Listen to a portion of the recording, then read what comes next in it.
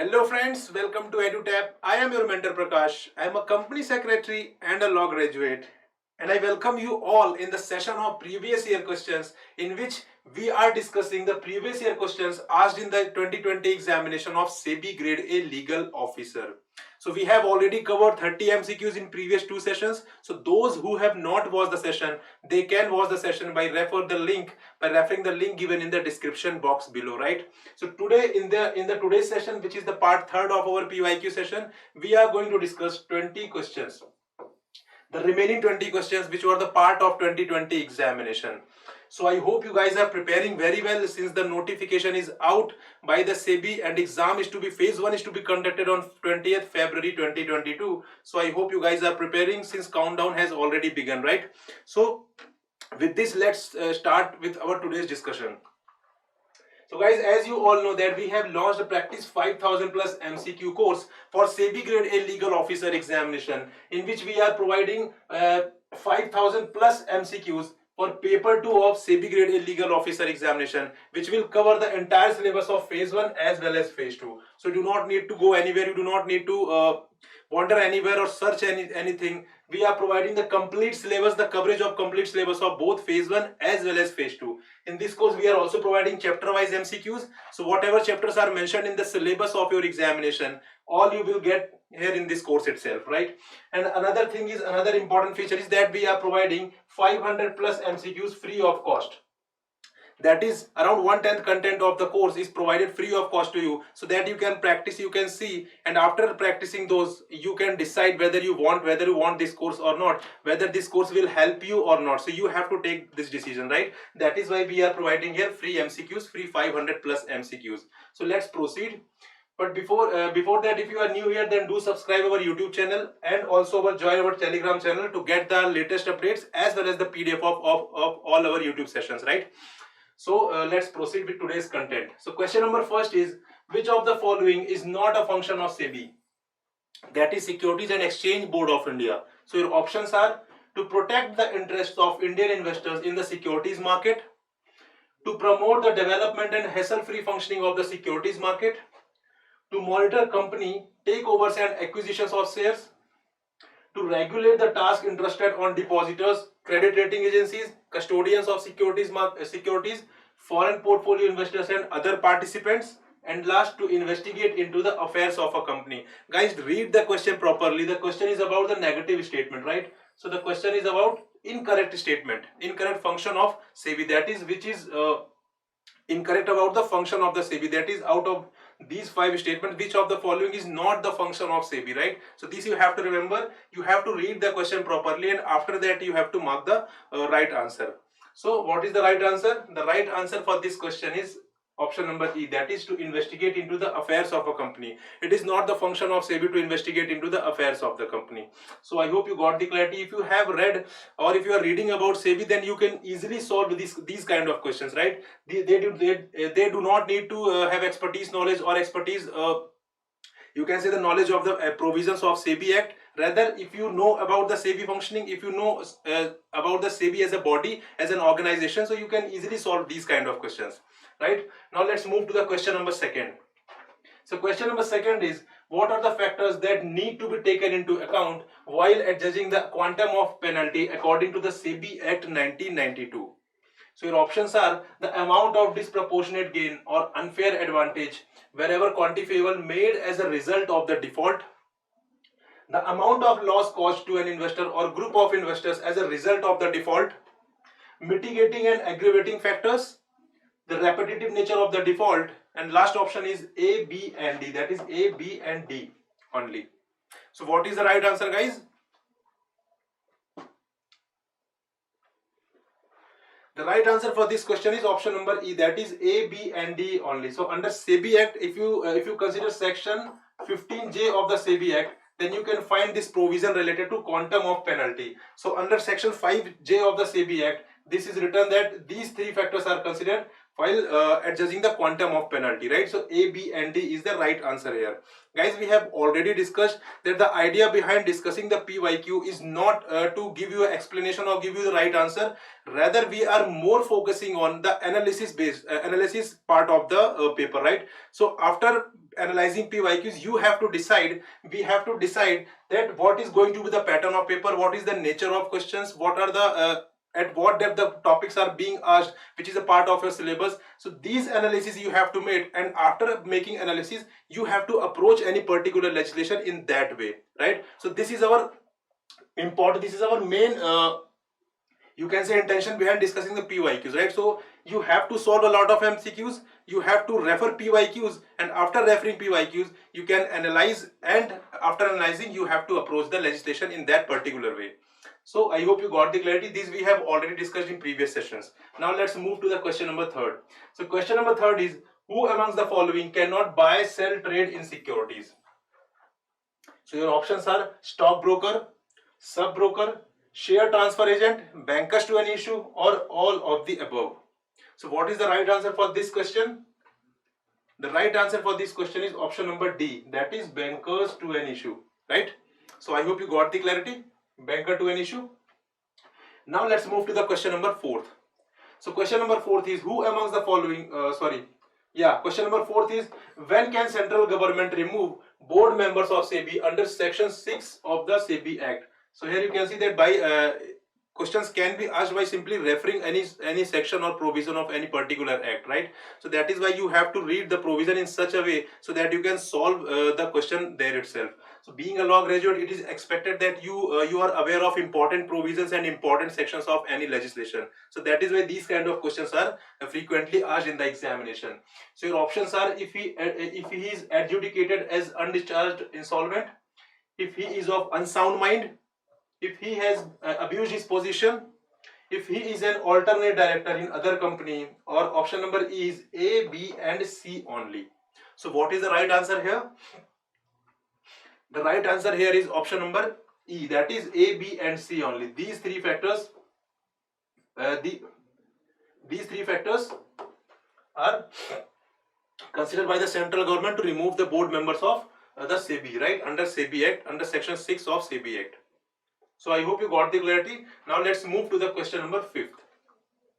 So question number 5th is, salary of presiding officer of SAT, that is Securities Appellate Tribunal. Guys, I here SAT is specifically used because sometimes full form of any particular thing is not given in your examination. So that is why it is SAT written here, right? So you have to understand the short form as well as full form of any important provision or any important body which is mentioned in the syllabus of your examination.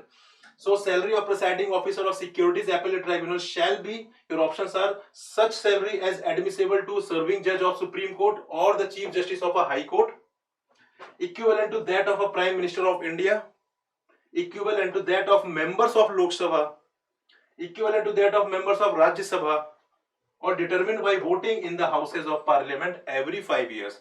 So which of the following is correct?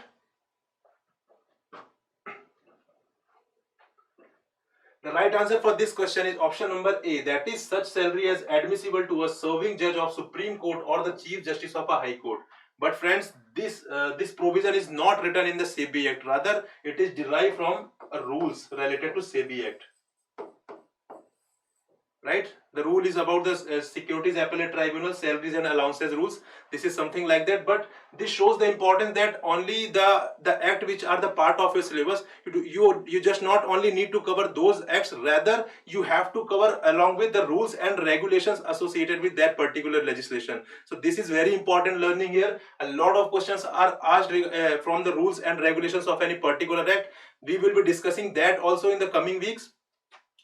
Guys, I will cover the thing that is importance of regulations, what regulations are important and how much they are important from this examination perspective, right? So basically we will be covering about the importance of regulation, and also we will be looking what are the important regulations under different acts that you have to cover for this examination itself, right? So that's these all things we are going to cover in coming sessions of our SEBI graded legal officer examination.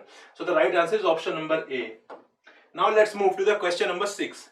So question number 6 is, what is the meaning of a depository? So your options are, an agent authorized to offer depository services to investors. Option number B, any entity such as a corporate, state or central government organizations issuing securities which can be held in a depository in electronic form. Depository means a company formed and registered under the Companies Act 1956 and which has been granted a certificate of registration under subsection 1A of section 12 of the SEBI Act 1992. Option number D is a type of hypothecation process. Or option number E, a partnership firm registered for managing securities. So what is the right answer for question number 6?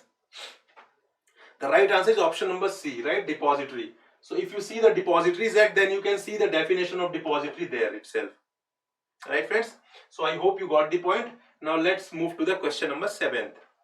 So question number 7th is, essentials of a valid contract are mentioned under which section of the Indian Contract Act?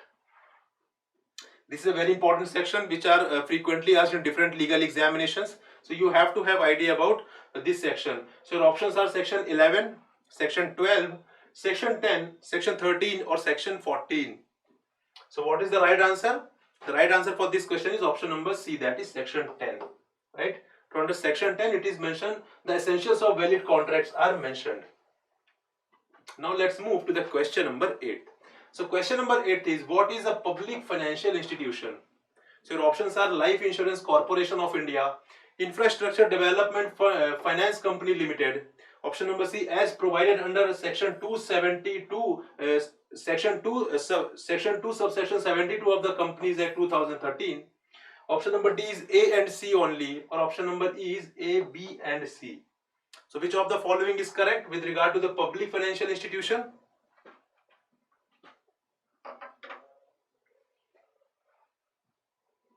The right answer for this question is option number E, that is A, B and C, right?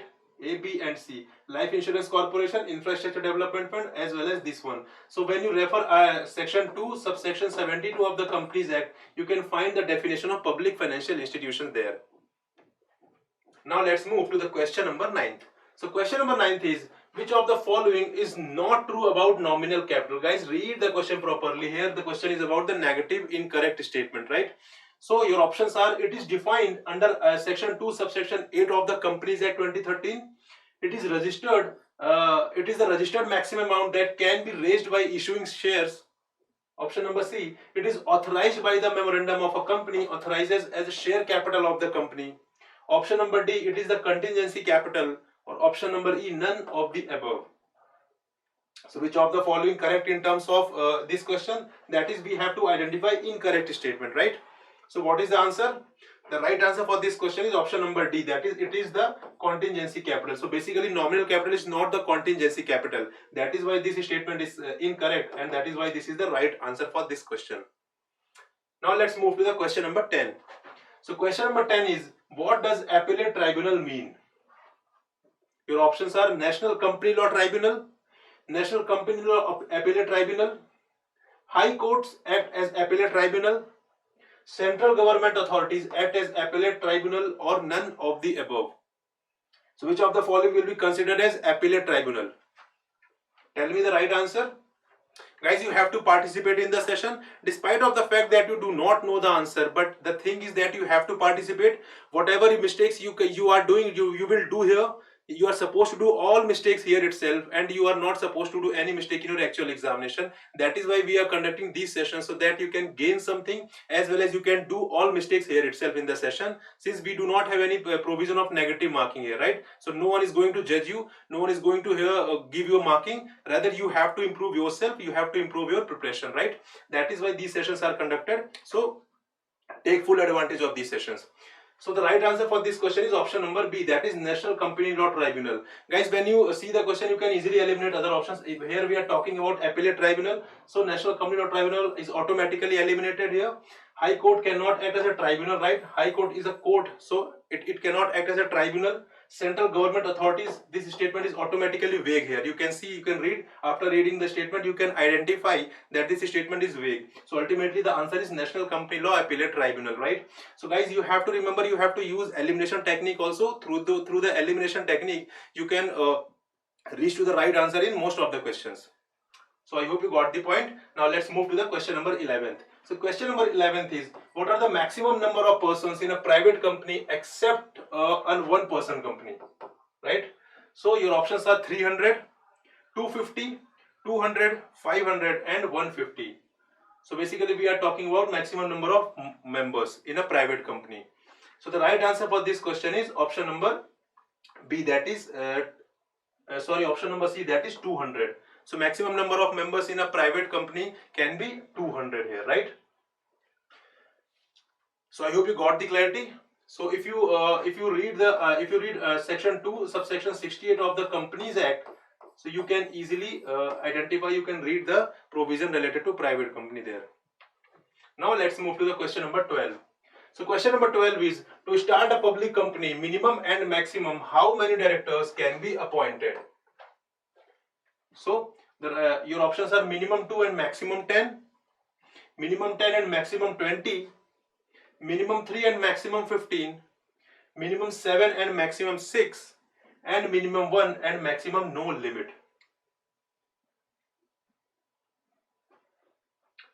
What is the right answer, guys?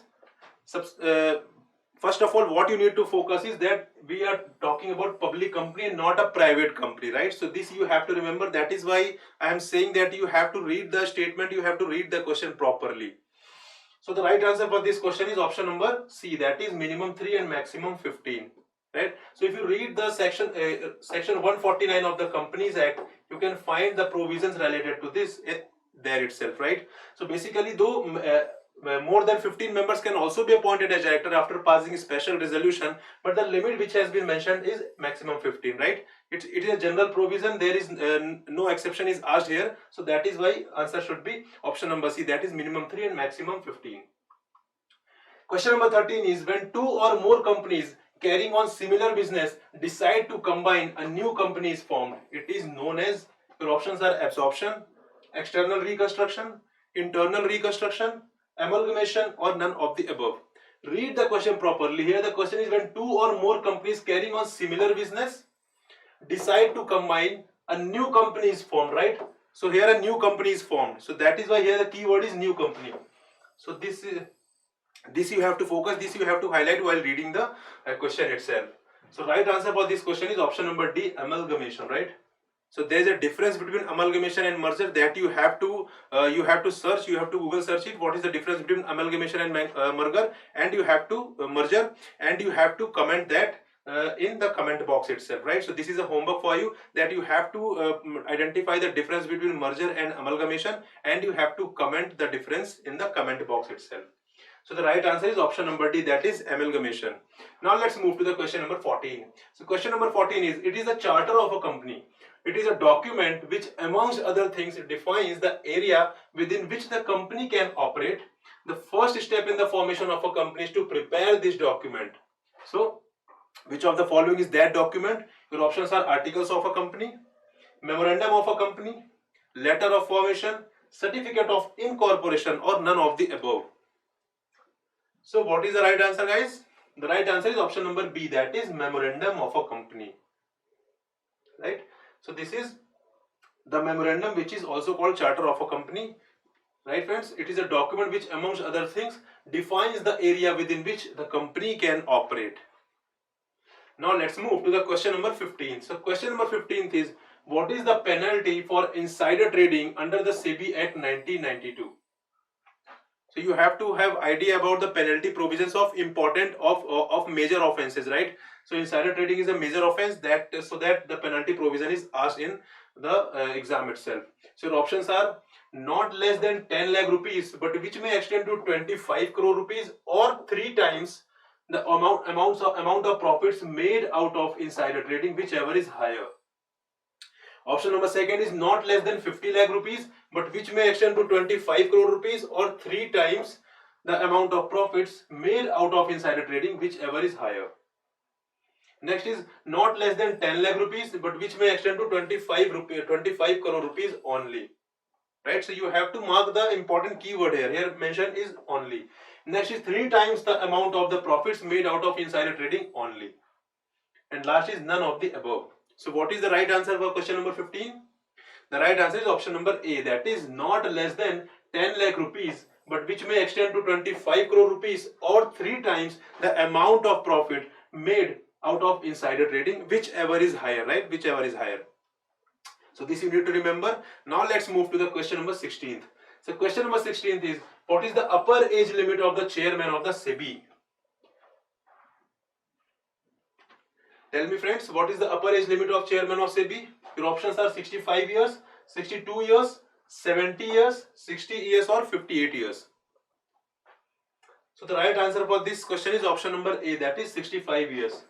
But the question is whether it is mentioned under SEBI Act or not. So it is not mentioned under SEBI Act, rather it is mentioned under rules, right? Rules.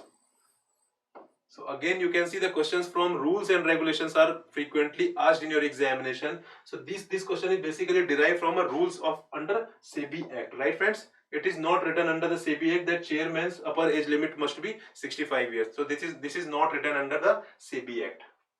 Now let's move to the question number 17. So question number 17 is, contingent contract is defined under which section of the Indian Contract Act 1872? Your options are section 42, section 40, section 31, section 37 or section 39. So the right answer for this question is option number C, section 31. So under section 31 of Indian Contract Act 1872, the definition of contingent contract is given there. Now let's move to the question number 18th. So which of the following is not true about contingent contract? Same question from contingent contract. So contracting parties has interest in the subject matter in a contingent contract. If the uncertain event becomes impossible, such contracts become void, right? It is a contract to do or not to do something with reference to a collateral event happening or not happening. Option number D, contingent contract is always void, and option number E is none of the above. Guys, here you have to tell the incorrect statement about the contingent contract. So in this case, the incorrect statement about the contingent contract is option number D, that is contingent contract is always void. This statement is incorrect, right? It is not always void, but whenever it is impossible to perform that task or the condition which becomes impossible, then in that case contingent contract becomes void. So I hope you got the point. Now let's move to the question number 19th. So question number 19th is, when can the central government remove members from SEBI? Your options are, if he is adjudicated as insolvent, if he is of unsound mind and stands so declared by a competent court, if he has been convicted of an offence which involves a moral turpitude, if he has so abused his position as to render his continuation in office detrimental to the public interest, or all of the above. So guys, if you when you refer section 6 of the SEBI Act, you can find the provision related to removal of members from the board of SEBI, right? The right answer is option number E, all of them. So all these provisions you can find under section 6 of the SEBI Act. Now let's move to the last question. So the last question is, sale is defined under which section of the Transfer of Property Act 1882? Your options are section 52, section 53, section 54, section 58 or section 60. So we are talking about the definition of sale. So the right answer for this question is option number C, that is section 54. So under section 54 of Transfer of Property Act, the definition of sale is given. So this is all guys. I hope you enjoyed the session. We have covered 50 questions which were there in 2020 of SEBI grade A legal officer examination. So we have covered all 20 questions. So I hope you got the clarity, you enjoyed the session and you learned a lot, the analysis, overall analysis of the paper, what kind of questions are asked in the examination. So I hope you got the clarity regarding that. So after solving these MCQs, you have to analyze yourself at what level you have to study any particular provision or any particular legislation, right? So that you have to decide. We are here to provide you guidance, right? So basically, but the overall analysis that has to be done by you itself. So you have to decide, right friends? So friends, in coming sessions, we are coming with some strategy sessions, right? Strategy sessions in which we will be discussing about how to clear this examination, how to cover phase 1, how to cover phase 2, what to approach, how to approach. These all factors we will be covering in the coming session itself. So stay tuned to our channel to get the knowledge about these content, right? To make your own strategy. So with this, let's close now, friends. We'll meet in another important session. Till now, have a good day and goodbye, friends.